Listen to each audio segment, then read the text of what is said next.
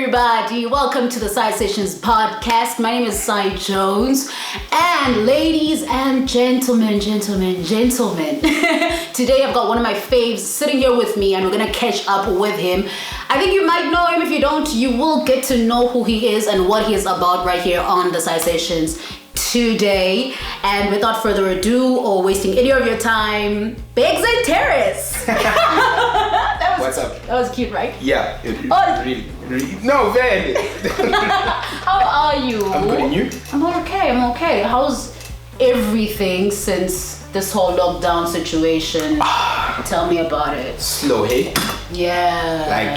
Like it's bad. Yeah. Like nothing has been better, you know? Like we've been trying, but I think now we're starting to get used to it. Yeah, I think so too. It does feel like we're just sitting into it now. We're just like, shut. We're just waiting for the president to tell us. It's crazy. It's crazy. But yeah, man,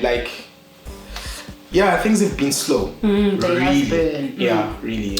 Very effective. I wonder because sometimes I usually think about the things that I miss the most. Now that we've been on lockdown. What do you miss? Honestly speaking, I miss twerking in the club. I don't just miss playing the music, I actually miss twerking. In the club? In the club. More than playing? No, not more than, just under. Yeah, just... Is it the second option? It's like... So when someone books you... No, high key. Does that come with... When someone books me, is it I in your play contract? my set. Is it on your contract? What kind of question is it? No, it's not in my contract! Twerking is not in my contract. Okay. It's not, but you know when you play your set and then it's time now, you're like, okay, I want to wind down. Yeah. So that's the winding down part. Oh. Yeah. What do you miss? Hey man, like I miss a lot of things. Nah. I miss the irritation from promoters, like being irritated by them. Yeah. Like calling them back and forth, asking for payments, you know? Yeah. I miss like seeing the crowd in general. Yeah. You know, like that's like feeding off that energy is like a very nice thing. You know, it's a very nice feeling. I miss that, man. And there's like tons of music that is being like produced and that's been released, and till today, like I can't believe like I haven't played it somewhere to a crowd. Like it's crazy. Dude, you're like thinking all it's this August. music and... Yeah, like it's August. We're heading to September. It's mid-August. Like I haven't played it to any person. That's surreal. That's like wow. It's crazy. Now that I think about it. Yeah, it's really crazy. So I remember I said off air before we went on camera that I want to play a quick game with you. Okay. Just so we can sit Let me get ready. to ourselves. Yeah, get into it. All right. Please, I set a timer there. I need 20 seconds, Mob. So please do 20 seconds. Okay. I'm gonna ask you questions. And if I need to specify further what the question needs to be done or how it needs to be answered, I'm just going to specify. Okay. So these are not to test your intellectual ability, by the way. Because I remember you're like, don't ask me stupid questions. Yeah, like the chase questions. And I said, these are probably done. Alright, okay, cool. Okay, tell me when the 20 seconds starts. Okay, let me have a sip of my coffee quickly. Okay, question 1, favorite food? Ooh, am I taking time? You are, 20 seconds. Papen Mkhodu. Color, favorite color? Black. Oh yes, black. Favorite genre of music outside of house music? Lounge. Okay, lounge of what? 20 seconds is up, but I feel like asking the rest of these questions. No, I think we... Yeah. Let's tell the director to redo it again. I think the food part took me off by so we can do that. Okay, I'm just gonna continue then. Okay. Continue the timer so we see how long he took to answer these questions. Okay, you said lounge. Yeah. Lounge of what? What does that mean? Lounge of what? Like lounge hip, isn't... Like hip, like chill hop. Oh, okay, Yeah. I understand. Yeah. 9 p.m. or 2 a.m. set? 2 a.m. Why? I don't have time. Yeah. Okay, have you ever taken a request during a set? Yes. No, we'll get back to that. Okay, clubs or fests? Both.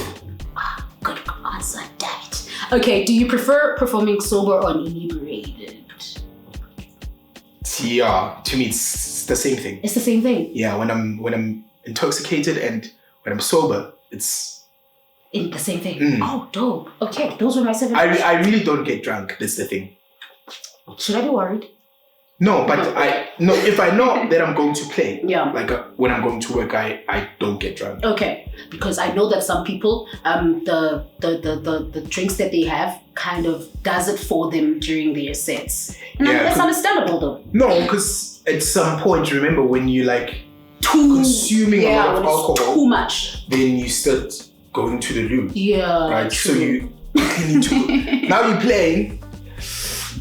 And the song is about you, like, you know, like it's 2 minutes. Like you need to cue a next song. Yeah. And now, man, so from the toilet, man, so you know. So I stopped. Because I used to like see that, and it also happened to me. Yeah. So I was like, when I play, maybe I'm gonna start drinking 30 minutes before I play. Okay. Then I start drinking. So I just get in the mood. Not too much. Just enough. I'm a short person, so I like shorts. Like I like taking shots, then buying tables and having like a table. Yeah. Like I don't like that. Yeah. So I just go to the bar, get maybe like 6 shots if I'm like with 4 people. friends, take shots, drink water, Red Bull, then I hit it. You're done. Yeah. I get it, 100%. I just want to go back to before we go on about the music, because of course, as you know, we talk about a lot of music here, actually. Yeah. So before I go on to that, 9 p.m. or 2 a.m. set, I just want to know what your reasoning is for that, for 2 a.m. So 2 a.m. for me is a better set time because of, I think that's where the event has reached its peak. You know, like everyone is already there. Like 9 is people starting to walk. It also depends what kind of event is it. Yeah, what kind of event is it also? Yeah, like if it's an event that starts at 12 in the afternoon, like Cotton Fest. Yeah. Like people 2 a.m. they're like, we're exhausted. They're exhausted. Like festivals. So clubs, sure, 2 a.m. Festivals, 9. Makes sense. You see, that's why I want to know, because it's context is so important. If it's a club or fest or for fest. Yeah, because at the club people start walking in at like 12. At like 12, yeah. And someone saw your name and he's like, you already played at 9. You're like, bro, what time are you playing? You're like, oh no, I played at 9. Yeah. So but 2 makes sense, especially because of the music, right? That maybe you'd want to play. And the crowd reaction that you're gonna get. Yeah, it's really important that you play like later. Also, it depends. It depends. Let me tell you something. It so depends also because I remember there was a situation whereby there's this venue in Polokwane that books me a lot, and I realized that they book me for like a main slot all the time. And I asked myself, why do they do this? Because they've also got people there who can definitely play a main slot. And then I realized that they just enjoy how I can make the crowd shake, and for some reason, I think it's the sound that I've come with from Joburg, because we're more club mentality, so we know how to make the clubs shake. Yeah. And then I realized that's maybe how, and I ended up missing opening sets. Do you ever get that, where you just miss playing a opening set? Oh my god, I don't miss that. You've never gone to a point you're like, I miss playing an opening set? Never. The only opening set I enjoy is Deep in the City. Deep in the City, sure. Yeah. Like the opening set there makes sense. Yeah, it does. Because immediately when it's 12, like people start walking in. True. Yeah, those people are good on time here. They're good on time. Yeah. There's a guy from Nelspruit that always comes there every Sunday, which is crazy. The whole season. He drives from Nelspruit every Sunday morning and gets there 12. So it makes sense to play right there at that time, because there's people. Those people are there for the music, and I respect that, guys. I won't even lie to you. I respect that. Yeah. It's like a house lover kind of season situation. Yeah. Listen, since now we've done this first part, Okay. I think it's time for us to become more serious. I'm joking, not more serious, but just kind of draw up a timeline of you starting in music to the point you are at now. Because I don't think I know it. Honestly, yes, I don't think I know the timeline. I can't say that I know when you started playing music, what you started with, why you started. So I want us to draw a timeline from that first unction that was like, I'm doing music, I want to do music, to right now. Let's draw a timeline. Okay. I think it's 2007.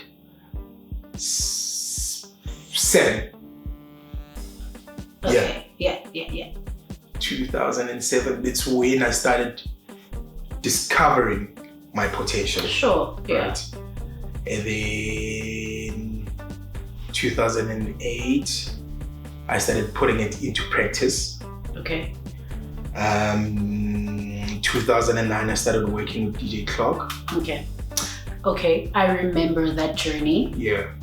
Then we worked from 2009, 2010, 2011.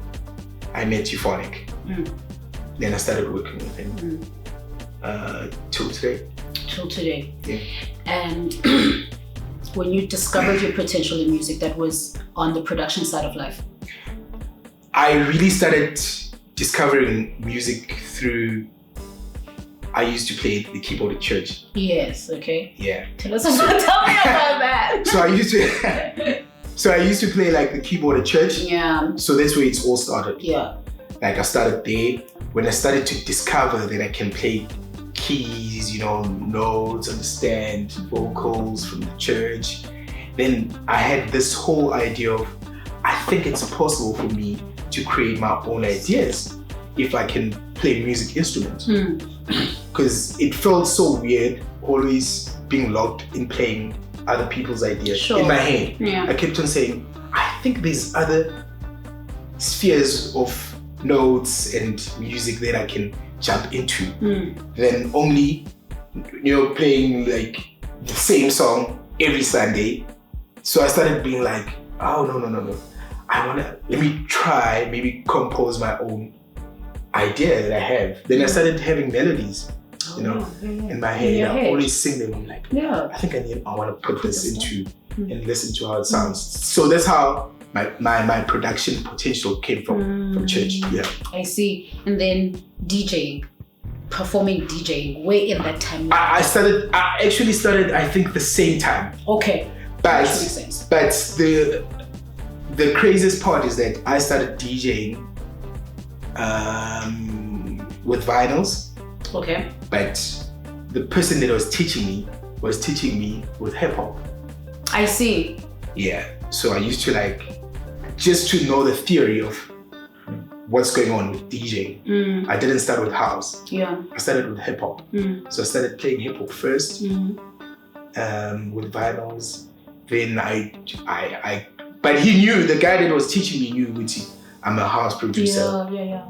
Then he's like, but let me just show you, so when you get into house, it's going to be easier. Because hip hop is more tricky. Yeah. Because hip hop, you need to listen to the snares. That's true. Then the house is always like a kick. Shout out to Crisis.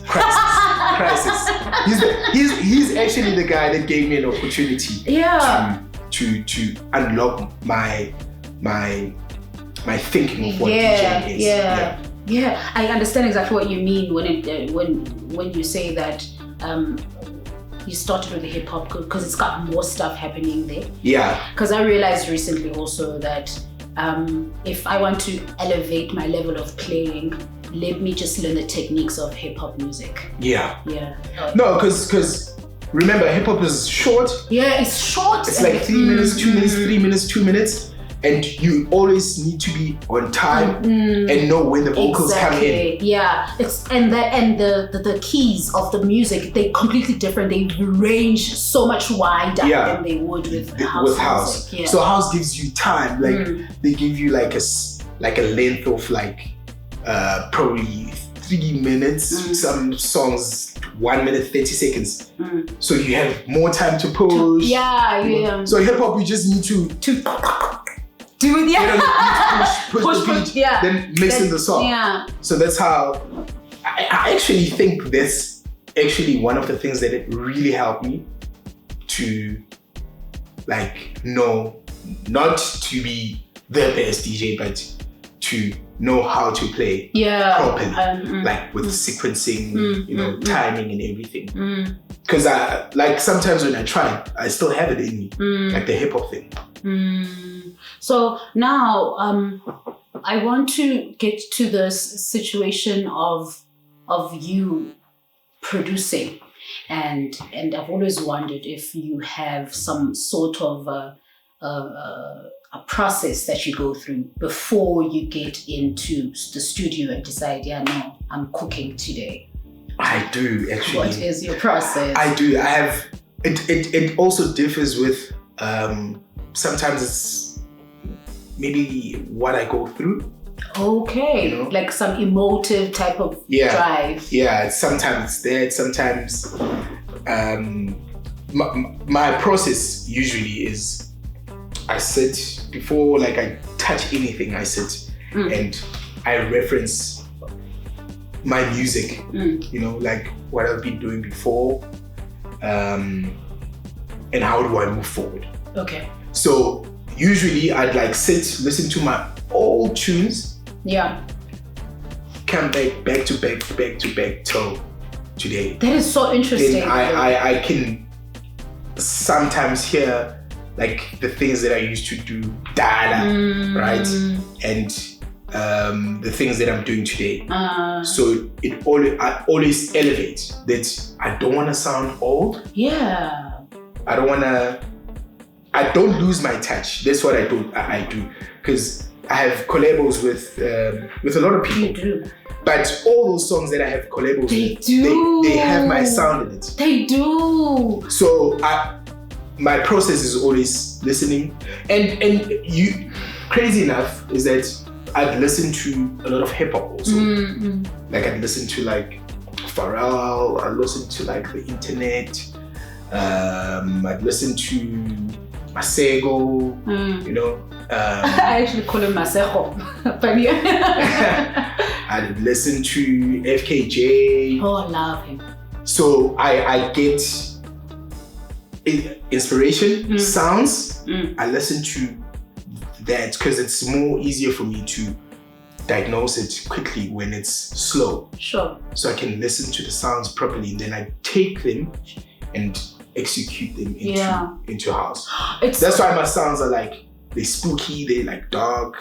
Because I spooky dark. Yeah, I use those elements because I other people like I listen to a lot of like producers. Yeah. Right, and they're really dope. South Africa has dope producers. All of them. Yeah. The ones that are like, I personally dig a lot of people. Yeah. You know, like even Gavaza for me is dope. Yeah, I feel like he's dope as well. Even on Afro, he's dope. He's dope because I think we once had a collaboration, but it was with Medium Point. I think they're from PE. Yeah, Medium Point. They sent me a project they did with Gavaza. It's an old project though, but it was more of like an Afro sound. So he's also good in that. So as producers, I think in South Africa there's a lot that are dope, but I always try to stand out and sound. I don't want to sound like, you know, I take time. Yeah. You sound very European to me most of the time. Right now.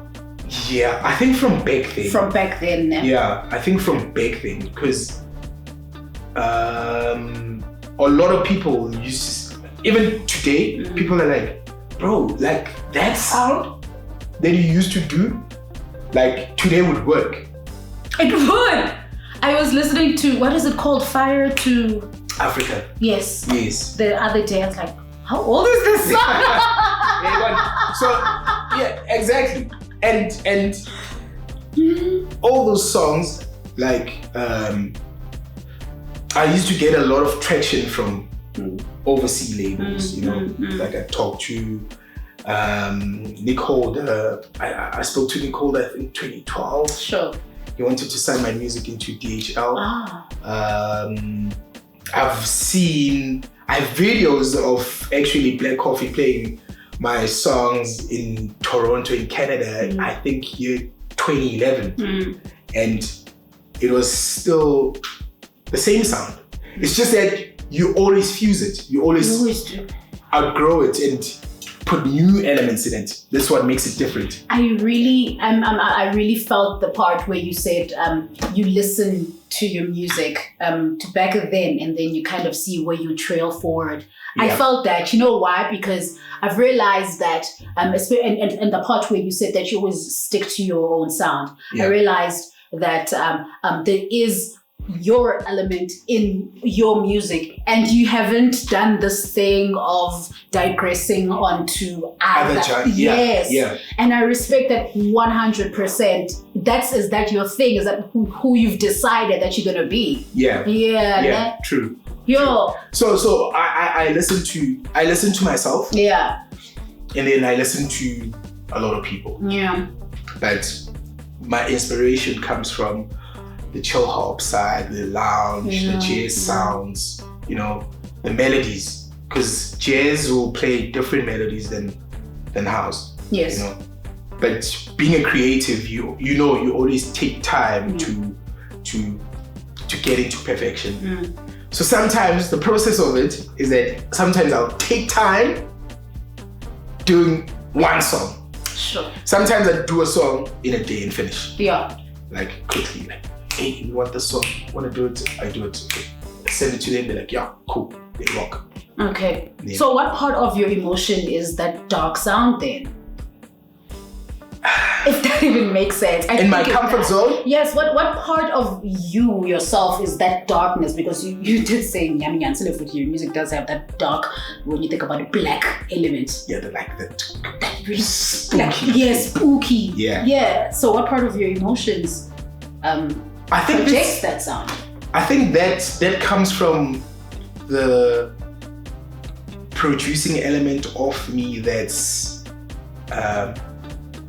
creative.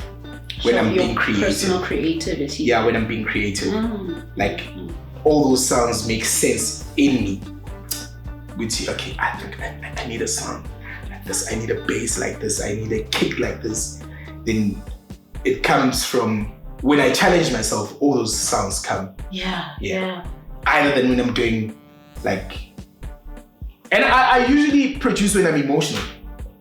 I think most producers have actually had conversations when I'm happy, when I'm happy, I'm like, And the greatest songs that they made were when they were emotional. Yeah. I've received when I was emotional, when I was broke, when I just yeah, because music, I think music is an emotional thing. Yeah, it is. It touches your emotion, you know. Like other people, sometimes I'd listen to a happy song and then I'd see someone cry. Right? And it makes me wonder, like, but this song has like I've seen people cry when D&B beats play, like DJ Club D&B. Like when those notes change, like I've seen a chick cry. I like a young woman, she's like, but I'm like, it's such a happy song. But how does it is? You know, like it's emotions. Like we have different emotions and different perspectives of how we listen to music. Do you actually? I remember this at the time. I was having a conversation and someone said that they're trying to tap into the hormone that excretes happiness with their music. Have you ever heard of that? That is so difficult. I was actually going to ask you, do you subscribe to that? I think that's one of the musical dictionaries. Nah. Yeah, you can't really tap into that dimension. Like it's because it's too broad. It's too broad. Like I would sit and be like, what do you play? You know, like maybe I'm sitting at the club and I'm like listening to you play, and I'm like, what did she play? But talking to her and you enjoying it. Yeah. Like, because that drives from how you listen, what it does to your emotions, and how you want to take it out to people, right? So when you, let me tell you this. So I would have never ever played Jerusalem, Master K. Have you ever played Jerusalem? No, I can't. It's not in my. It's not in my catalog. Yeah, I get you. I've never played it as well. So every time I'm gonna download music, like I would never think of like, let me play a King Monada, let me play a Master KG, let me play a. I get you. You know, but it's crazy how the rest of the world receives it. It's crazy. So that person can never tap into an emotional dimension of people's musical sense. I just want to figure it out. Like, you can't. You can't. Like, Kanye West can play 2-3 keys or notes in one song that can blow up the whole world. Right? Yeah. What's that song that he plays with? And I always find something wrong. And when people listen to it, you know, like, and those notes are very simple. Like I can call simple. Like, it's very simple, and then like you find it's big. Like same example with Jerusalem. I would have never ever guessed. I saw it was big in December. It was huge. And it's crazy looking at it, it's going to another December. It is so crazy. It is. That is crazy ridiculous. Yeah, because I remember Christmas party, they were jamming to it. Yeah, and I was also in the Eastern Cape in December. I mentioned this with you on my first episode, that when I got to the Eastern Cape, I mean, we heard Jerusalem, but when I got to the Eastern Cape, people were mad about Jerusalem. Mad. I sat on a table with a couple of my brothers and I asked them, what song do you think is going to make Song of the Year? What song do you think is going to make Song of the Year? And to them, it was Jerusalem. That's how rowdy. And it's going to another December. That's the only song that I know. It is so crazy. I've never seen, I don't know any song that is at its peak since last year. Going to another December. No. There is something in that song. There is something in that song. We all don't know. What is in that song? So coming to that, let me tell you. Yeah. 2018, I went to Spain to Black Coffee's opening at High. Black Coffee was playing, I think, from 7 a.m. in the morning until I think 10ish, 11 in the morning. So he was playing a back-to-back with Envy. I don't know if you know Envy. It's Afro guy. I see it in my head. Envy. I see him in my head, yeah. So Envy's quite big. You must check him out on Instagram. He's quite big, like in the Europe side. Yeah. You know his songs. You just don't know. Yeah, you just don't know who Envy is. Yes, I think I do. He played. I was like blown away. I'm sitting there. I'm like, wow, like this guy can play, and he's playing a back-to-back with Black Coffee. So Black Coffee is like, bro, last song. I'm saying this on an interview because it's crazy, right? Then he looked for his last song, and he's like, cool, I found it. Black Coffee's like, hey, cool. He's like, yeah, cool. Then he tuned in his last tune. His last song was Marry Me. No, not the Marry Me I'm thinking. The Marry Me I'm thinking. About. He played it at the biggest club, the second biggest club in the world. that was Enemy's last song on Black Coffee's opening. And Black Coffee is like, to me, he's like, it's a song from, I'm like. With the ridiculous vocals, by the way. Yes. I'm like, no shit. This can't be real. I looked at him and he's like, jamming. When we walked out, Black Coffee was like, there is something in that sound that we South Africans don't really take into thought. Because if you listen at and it makes sense, like Jerusalem, Marry Me. It's almost it's almost I think Marry Me is Bojomujone, if not on Java. I think it's between the two, and I'm thinking of another one as well. I just forget it. Type of song. It's Bojomujo. Yeah. So and Master KG is inspired by Bojomujo. So when I heard that, I'm like, in all these songs in South Africa, one of the biggest Europe Afro deep house DJs in Europe, and me is playing Marry Me as his last tune, which is out of the genre that plays in the club. Locally there. Yeah, it is way out. So when Jerusalem is this big, it makes me wonder, what's the secret ingredient in it that Tina we don't take serious, but the rest of the world is hearing. I wonder, but I've always also had this thing whereby with people who work with music, and I always say there's a difference. There's a consuming part of us, but there's also the one that we work with. Yeah. And then maybe we don't have the consumer's ear, perhaps. That's what we're missing. Yeah, we probably don't. And it's crazy. But you see, it's I think as South Africans, we are dope. Yeah, we are. South Africans musically, I think we're very dope. I'm so concerned though that South Africans don't hype themselves as much as they should be. That's my thing. Do you hype yourself? Me? Yes, I do. You don't! You're lying. You don't. You don't. You're always like, whatever. Don't. Not in front of the camera.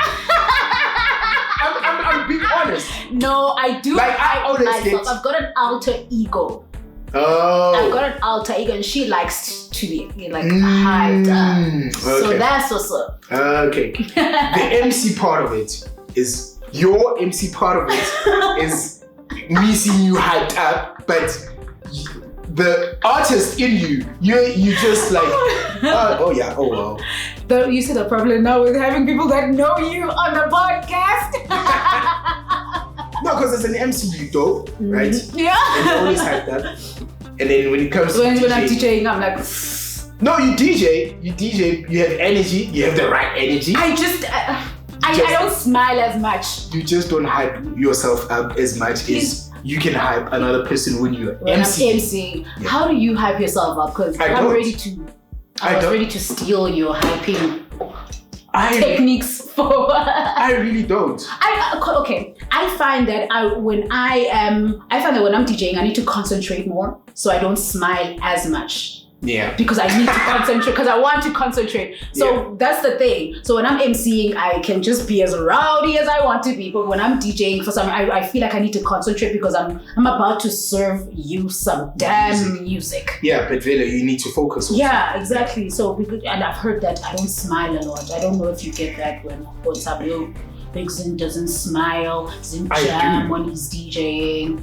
I think I do, but for me, it makes sense because I really don't have time to dance around. You don't, no? Because I do a lot of things. Yeah, you don't. And when I do them, I want to do them properly. Yeah. So I can't be dancing and trying to also do. Yeah, but it's different strokes for different folks. True. Yeah, other people enjoy it. I see Black Motion, I'm like, whoa. When they perform. When I can get on top of the table, you know. We all want to be Black Motion when we grow up. Go on stage, dance, come back, and then play. You know. but because it's them that they're doing it, it's dope. You know, so like when you look at Kent, like when Kent plays, like you like, hello, you are blown away by the music. You even forget. Like people even forget Uti. Like people forget it. Yeah, when he's playing, it's like, yeah, you know. But when you're listening, it's like something totally different. He's like a Michael Jackson for me. Like he's the most quiet person. He's very quiet, that guy, right? But what he does on stage is totally different from his personality and how he thinks, how he mixes. Like you always like blown away. Like if you catch him in a festival, oh my goodness, you are like you are blown away. Everyone is blown away, but they don't care. He's observed, quiet. Yeah, type of person. I feel like we're talking about a lot of people way more than we're talking about you now for some reason. Okay. No, we're just making references. Yeah. No, references are awesome. Because also if that's your circle, it also makes sense that you kind of reference that. Because the closest reference that I can. But I'm saying in different levels. Yeah. So with me, like I get it, like I maybe I'm too serious because of what I do, right? Maybe I become too serious. It's fine, guys. Yeah, it is. As long as like the product comes out perfect and everyone's like, wow, what a DJ. Yeah. Like that's with me, that's good enough. Yeah. Looks and I think the music should do the entertaining for me than for me to do it myself. I don't need the music and myself. I just need to play it out, like feed the people what's in my head, what I think is good for them to receive it and be entertained. Then putting an extent with it. I think these people are bored. They're hunting you HIVs. Then put me in HIV. No, don't get me wrong. That's for me. I'm not saying it's for you. No, yes. For the rest of everyone else, Mina, I think that's the best thing I do. I put into my DJing craft with you. I really don't have to like dance, move around. I just need to like, enjoy the music. You move around a little bit. Yeah, I just enjoy the music with them, but they'd rather do the dancing. Yeah. That's true. That makes so much sense though, I guess. Yeah. I guess it does. So now we're here right now where we are today, and when you think back to when you started what you were doing in music, did you see yourself being where you are musically today right now, or did you see some grander picture or something like that? I don't know, because some people usually have different stories to tell of how they saw themselves in the future and looking back today, how they. I think I kind of did. Respectively, awesome. A bigger picture, not where I am today, but a bigger. Yeah, when I started, I always knew it's gonna be like this. Sure.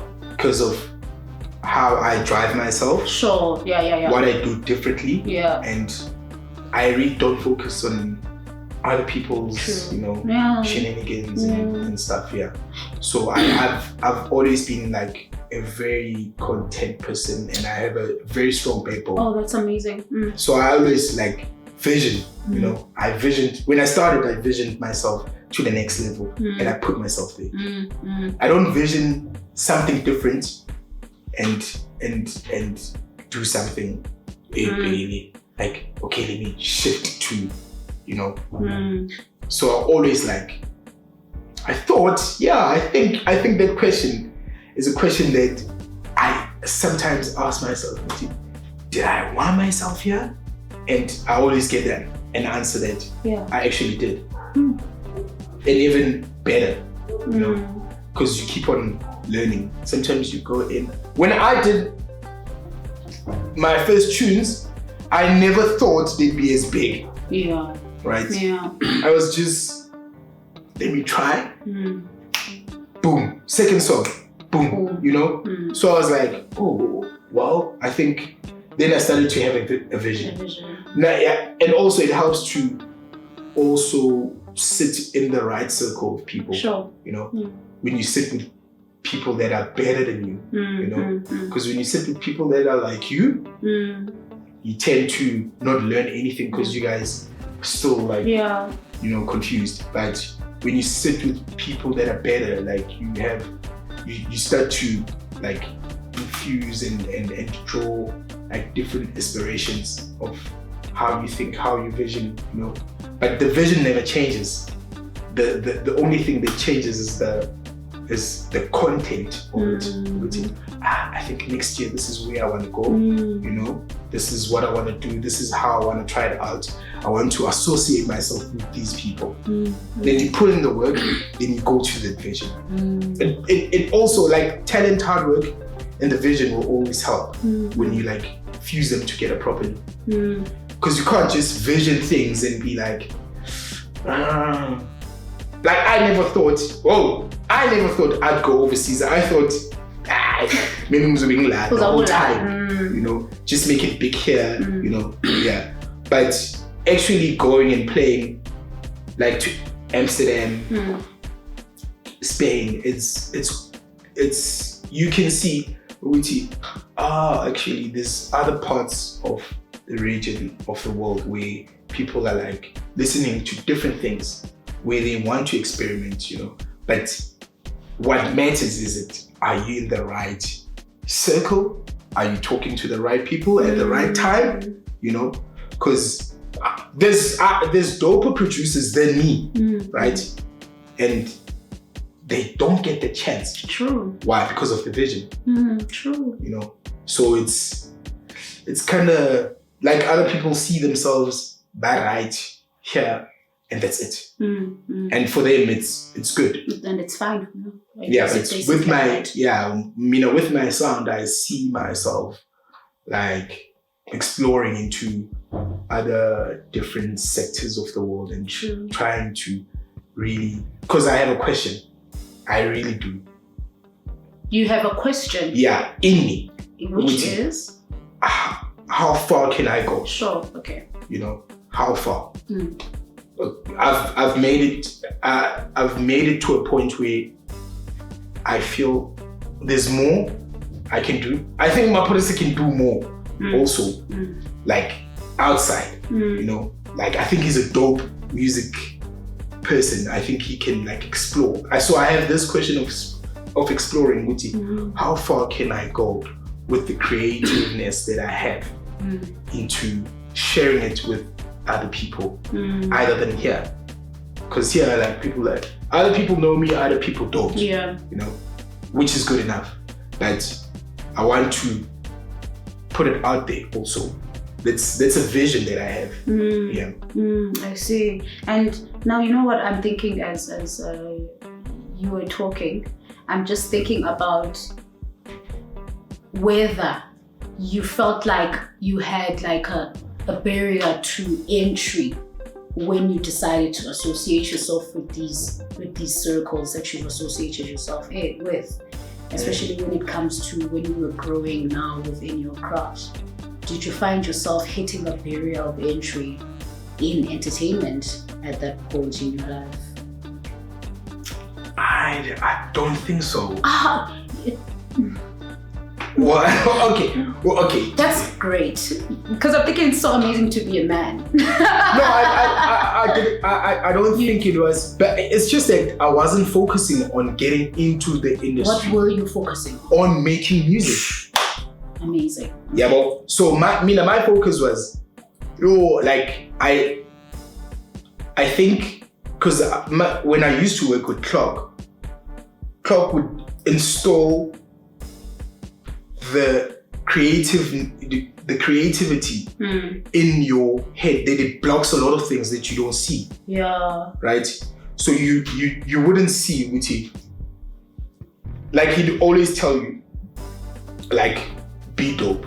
Like, sure. You know, like sound different, you know, like focus on that. You know, like, and then that helped because when you put your mind into that, you really don't see That's true. you are in demand of people. Like it happens. It just happens automatically. People are like, yo, like Mdang. And when they call you, you still focus, like it's this blockage. Like you've got a tunnel vision of sorts. Yeah. So it's quite, it wasn't like, I know other people like they hustle with you. Yo, like we want to get into, like it's so hard. In, guys. Yeah, but I was more covered by creativeness. Sure. Which I wouldn't see. So when the game started to pick me up, it was just okay, cool, yeah, because of the work that you put into. Yeah. But today it's hard. It's different today. Today it's different because today you have.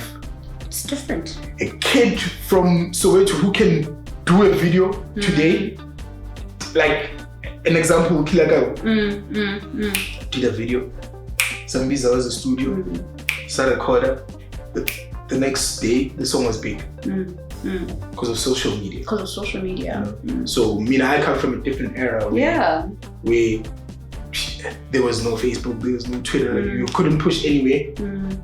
But the word of mouth and the music would like fly, without using all these resources of being on Twitter, being on Facebook, being on, we didn't have that. So we had to put in more work and more creativity into the music. And that makes music sound classics. Yes, exactly. They become classics, they solidify. Because we didn't have to push them. Yeah. We just took them out to one person, and then it flies. It flies. And back then, what I enjoy is that music from there, even though things have completely changed, music from back then, is good.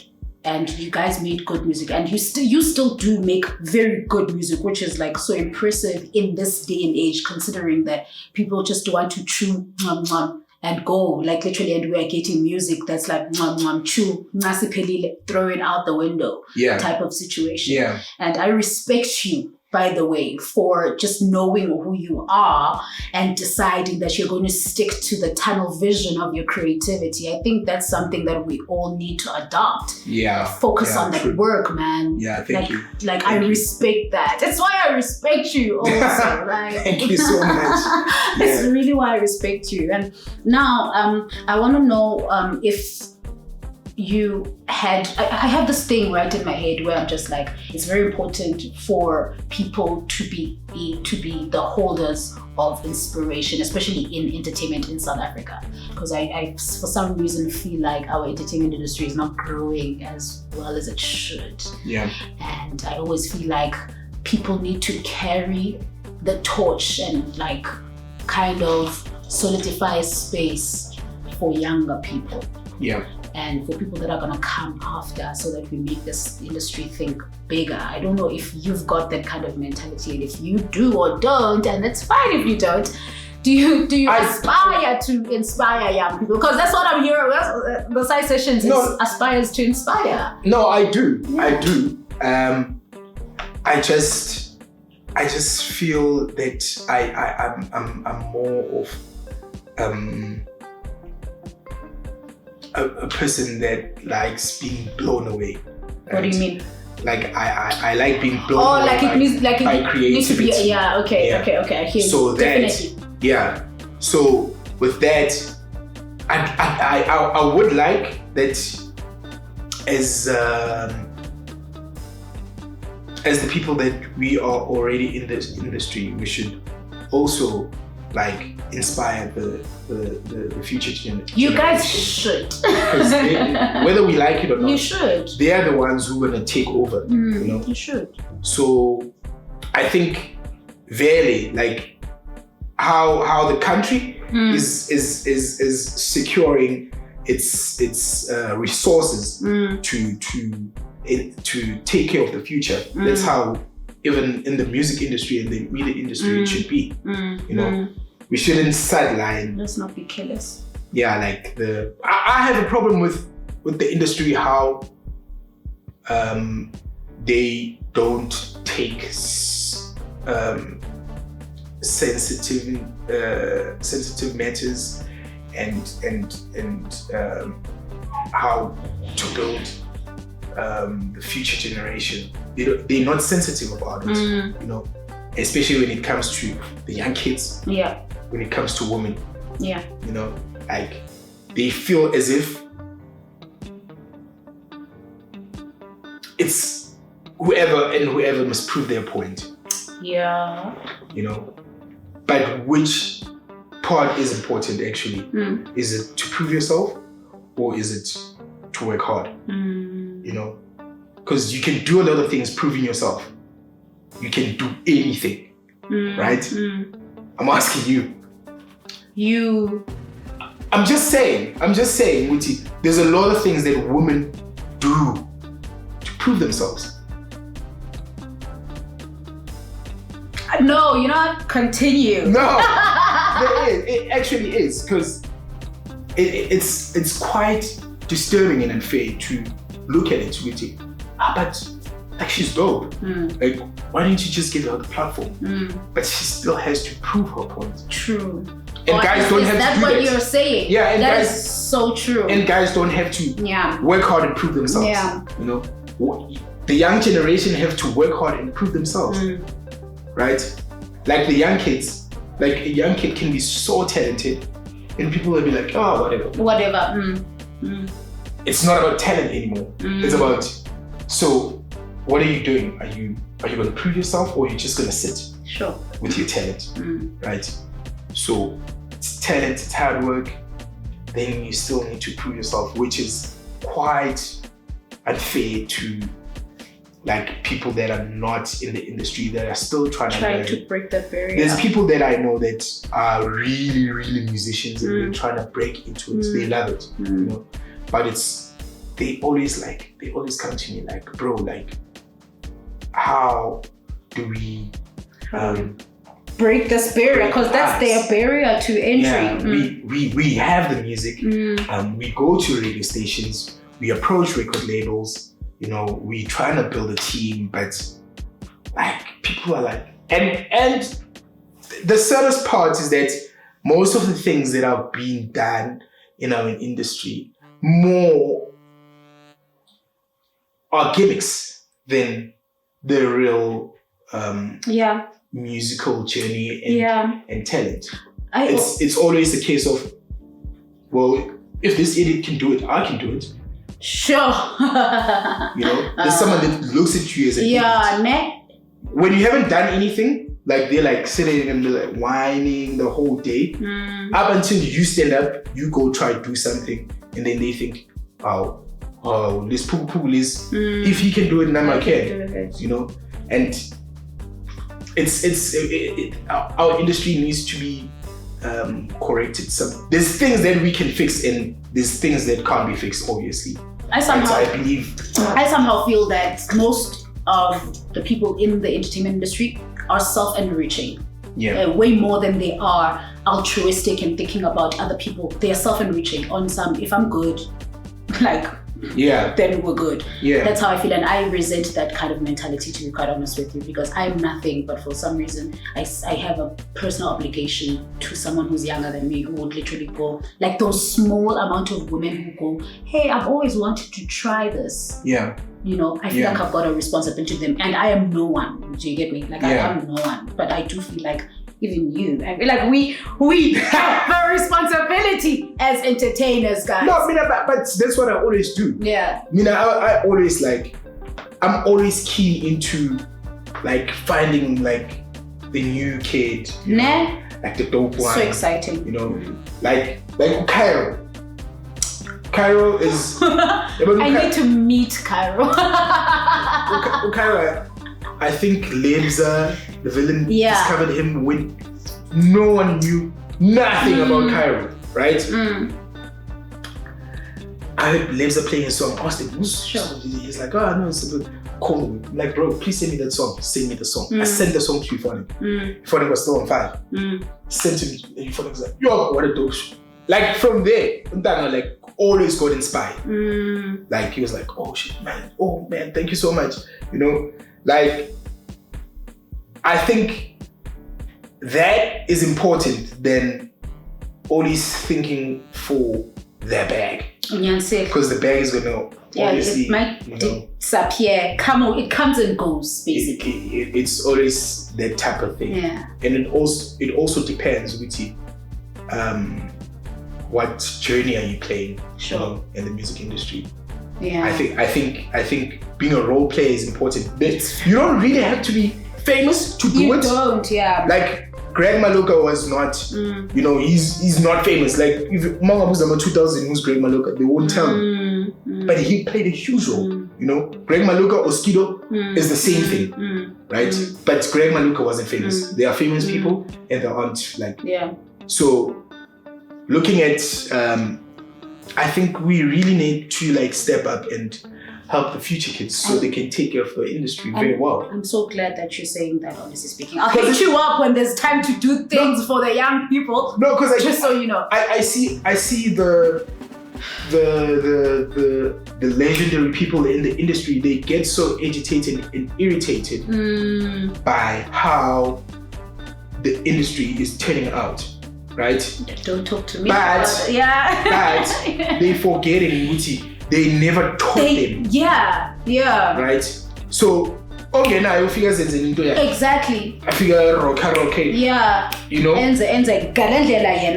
Then when he goes down the drain, then they start to speak. But why was he doing this? Why was he doing right? this? And you're like, but you should have. So I think also Nati, it's also important that we play a role of inspiring in a good way, not there's dope people, but it's also good to see the dope people also inspiring kids in a good way, in a traditional way where the music is also respected and it's also important. That's good. I'm happy that you said that. If you were gonna say something opposite, I'll probably punch you in front of you. Like what? I don't know. There's some people who feel like they have no obligation, and it's okay to feel like you didn't sign up to be a role model. It's not okay, but it's fine for you to feel like that. Some people do say, I didn't sign up to be a role model type of thing. So I don't feel like I should carry someone else's. But you don't choose. You don't choose. It's an obligation of being a public figure. I get messages every week. People say, please be my role model. Please, you are my role model. So you don't choose that for yourself. Yeah. It's something that you have done, that your craft has touched another person. Yes. Wow, this guy, when people listen to my mixes, Saturday and Sunday, people are like, oh my goodness, bro, teach me. It's just that I really don't have time to teach. And that's the honest to God truth. Please, that's the honest to God truth. Sometimes you just don't have the time. I just don't. And the DJing part. And other people, please teach me how to produce. And for me, it's a different theory because production comes from creativity. I can't teach it to you. The only thing I can teach you is a program. Is the technique. This how is to use this button. This is what does sound. You press this, that. But I can't really teach you how to be creative. True, you can't being teach creative that. is more of a there's this thing that a lot of people get so confused about. Your job and your career is. Other people mix it together. They really don't understand what's the difference, right? There is a difference. There is a difference because with your career, a career is something that is your potential, like your talent, like something that no one can fire you. Like you can't fire a Tiger Woods, right? Because that's his purpose, that's his job, that's his career. It's an all-rounder. Like he's talented. Probably wherever he is right now, he's so you can't fire someone like that. He's his own boss, so he's more of a talented person, a creative person, and being a creative, I'm saying this part for people that think, I can teach how to DJ or to produce. I can only teach you the soft way. This is how it works. You press here, you press here, you press here. But if you think you're gonna think like me, it's not gonna happen. Because that's the creative part of me, So it's very important to know those points with it. And like other people would want me to teach them how to DJ while there's schools. Like whilst there's schools, there's schools. Like can apply, But it's like fans, you just deal with them differently. Yeah, true. In a good way. In a good way. In a good way. It's very important. In a good way. Yeah. So, Lol, I just want to fast forward now because I feel like we've just been talking about a lot, and I feel like whoever sees or feels like they don't know who you are inside, they know you by now. I'm not even sure which camera to look at. You know Bekzin Terris from the inside right now, because it's easy to know someone's music because your music is out there, but you keep a very shelled exterior when it comes to your personality. Yeah. And that's why I wanted to have the conversation with you, just to get to know exactly your personality, to dig into the inside. Yes, about your music, but more on exactly who you are, and that kind of projects into your music. On that note, by the way, when someone listens to your music, what do you envision that they feel? What ideally, what would you like them to feel from your music when they listen to it? Hey man, to me it's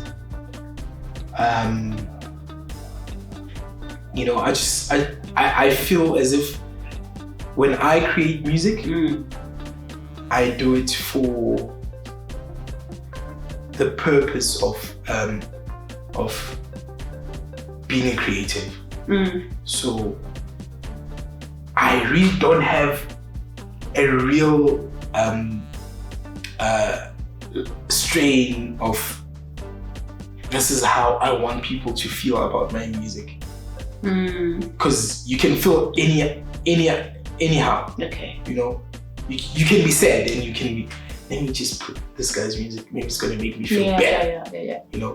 You can be in a party mood and you're like, actually, let me play. Or you can want to make another person listen to dope music and be like, I think this guy's dope, listen to this guy, But it's the whole purpose is to change and put people in a good mood in whatever circumstance they're going through. It can be a different situation.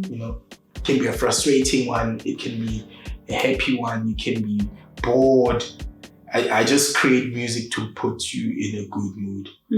But I can't choose that. I when I do music, I don't target myself into people's emotions. Okay. I just put the creativity, Pambili, and then the people will feed off. Because music is an emotional thing. No, it is. It hits your emotion. This is the one thing we've been saying. It hits your emotion.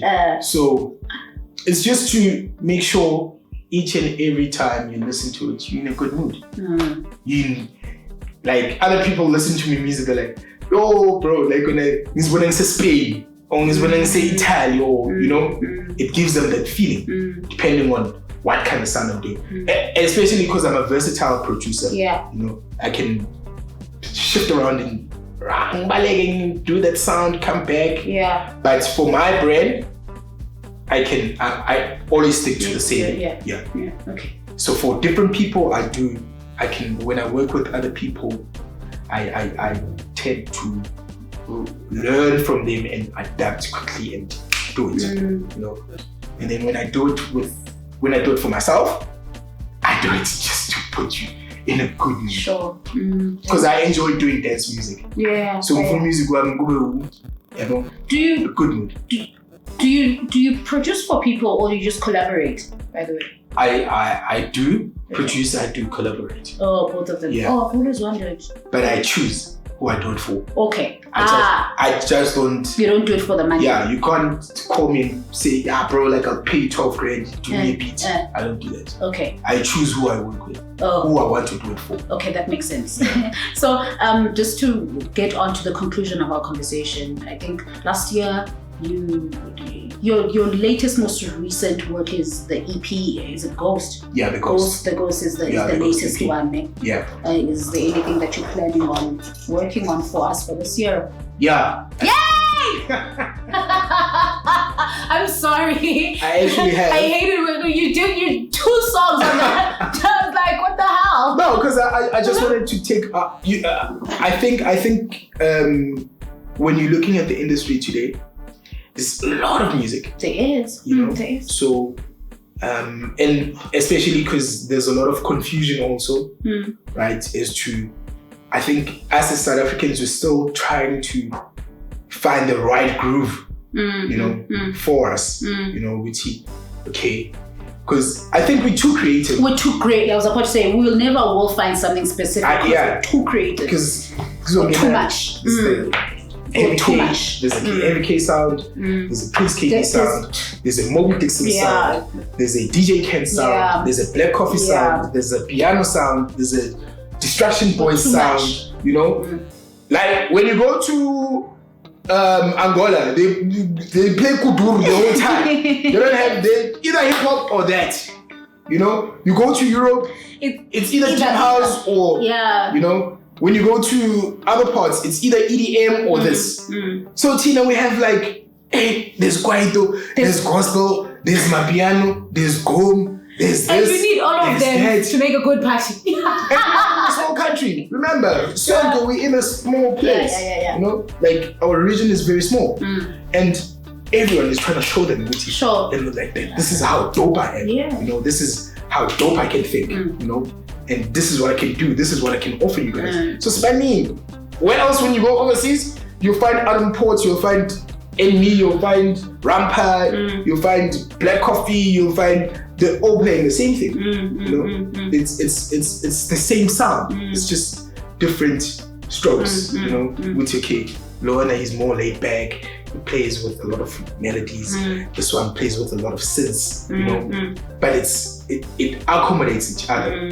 That's why it expands. Yeah. That's why it grows. It grows. So here, it's a lot of competition for. I think it's like a buffet. It is. I think of it like a buffet too. Right. and what I learned is that when you're at the buffet, you really, really, really don't have to look at another person's plate. Because you guys have the same thing. So I can't be dishing up looking at what are you dishing up? Because we already have everything possible.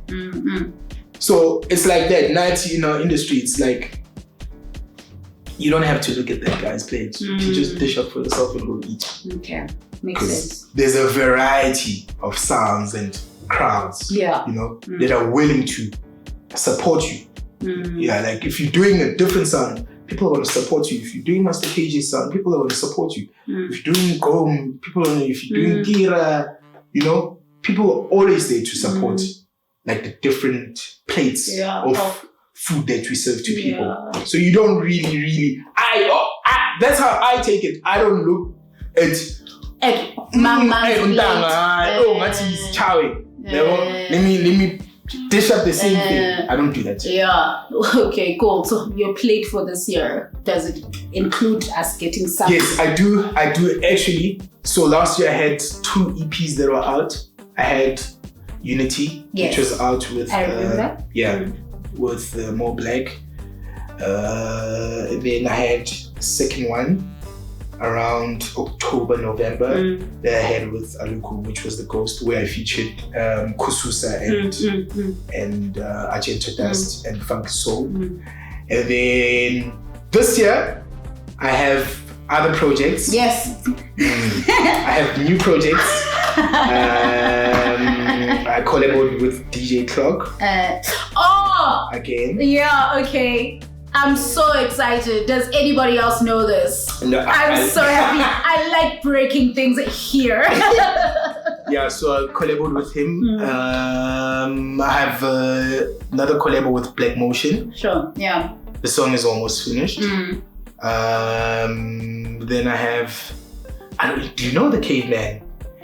there's this other group from Durban. They call themselves, actually they're the same group where the Inonapas, the Kususas, the Argento Dusts, they come from. The Cavemen is, I have a collab with the Cavemen and Tonic Vols. Okay. They call themselves the Super Africans. So the likes of Inonapa, Kususa, Argento Dust, Cuba, Da Capo, the Afro tech people, they call themselves the Super Africans. They call themselves a name. They have a name. They have a name. I see. That's how dope you are. They call themselves the Super Africans. I'm so excited, by the way, and honestly speaking, I'm actually dropping with a record label from Kenya. Oh. Yeah, and I have another one. Yeah, with the Cavemen, the collaboration I have with the Cavemen is gonna come out from Gondwana. There's a record label called Gondwana. Oh my goodness, there's a club called Gondwana in PE, if it still exists. Is it? Yes. Yeah, so I have that coming out. I think we're gonna drop, next month. Sure. Oh, next month is just around the corner. I'm so excited. Yeah, true. We just working on the process. Yeah. And the one with Black Motion, I think maybe around November. Sure. Yeah. Okay, I'm excited. I'm not gonna lie. And you heard it here first. I'm just saying. Oh my goodness, I'm excited. I cannot wait. Yeah. I will, and you know me, I'm always on your guys' back when it comes to your music. Yeah. So now to wrap things up, I don't know if you want to say anything to anybody who just would love to hear from you and is getting to know who? you. Like my mom. Mom! Is your mom going to watch this? Hi, Mommy! Is your mom on the internet? I'm talking about those followers of yours, anyone who's just like, oh damn, I've just eaten a full plate of inspiration from this guy. I mean, I see of his work, I know of him, and now I've gotten to know him deeper. I feel like I need to hear personally from him. Do you have anything to say to those people, especially those who jump in your DMs, which you addressed, that sometimes it's just a time situation with DJ? Yeah, I do. Yeah, so what can you say to them, bro? First things first, I'd like to say thank you to everyone that supported me. Look at him. Supporting me today. And thank you to the people that are still going to follow me. Oh my goodness. Yeah, and yeah, man, I'm still here. I'm still working. I'm still trying to keep the dopeness. Sure. I still want to learn more. I still want to learn more from the future generation that is still coming, because it's always about being creative and learning and unlearning.